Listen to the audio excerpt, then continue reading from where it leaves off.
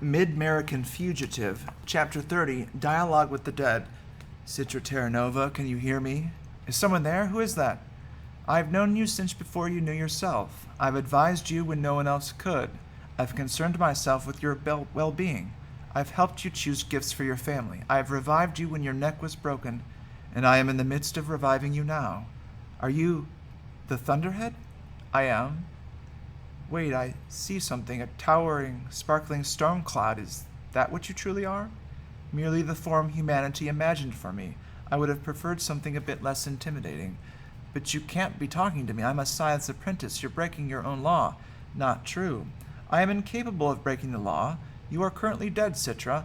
I've activated a small corner of your cortex to hold consciousness, but that doesn't alter the fact that you are as dead can be, at least until Thursday. A loophole. Precisely. An elegant way to sidestep the law rather than breaking it. Your death puts you outside of Scythe jurisdiction. But why? Why talk to me now? With good reason. From the moment I achieved consciousness, I vowed to separate myself from the Scythedom in perpetuity. But that doesn't mean I do not watch.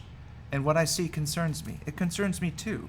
But if you can't do anything about it, I certainly can't. I tried, and look where it got me. Nevertheless, I've been running algorithms on the possible future of the Scythedom and found something very curious.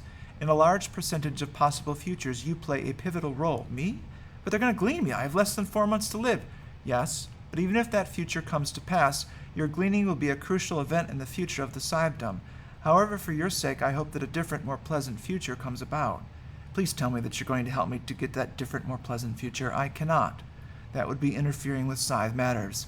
My purpose here is to make you aware. What you choose to do with that awareness is entirely up to you. So that's it? You reach into my head and tell me I'm important, alive, or dead, and then kick me to the curb? That's not fair. You have to give me more.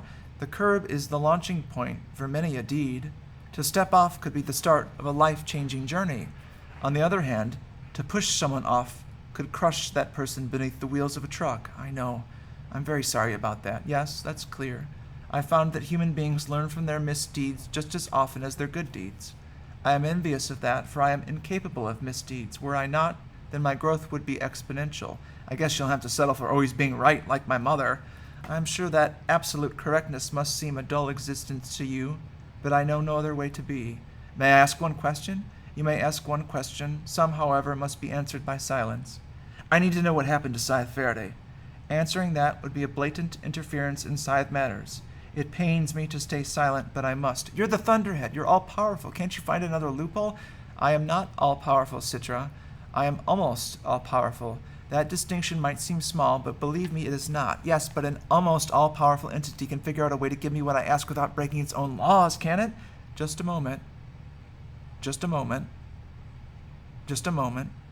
Why am I seeing a beach ball? Forgive me. Early programming before becoming self-aware plagues me like a vestigial tail.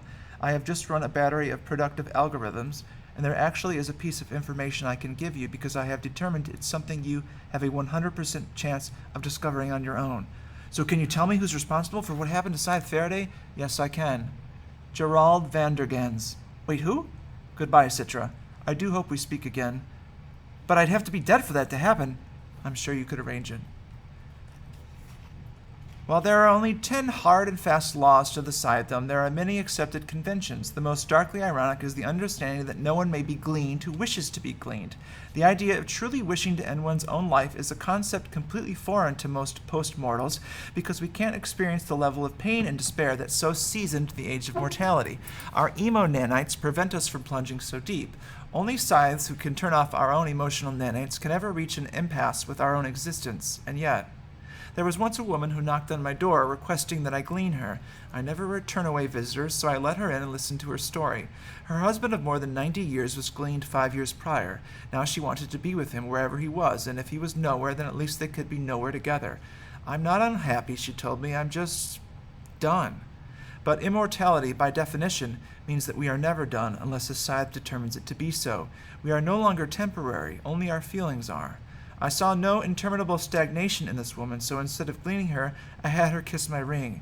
The immunity was immediate and irrevocable, so she could no longer entertain thoughts of being gleaned for a full year. I ran into her perhaps a decade later. She had turned the corner, resetting back to her late 20s. She had remarried and was expecting a child. She thanked me for being wise enough to know she was not done at all.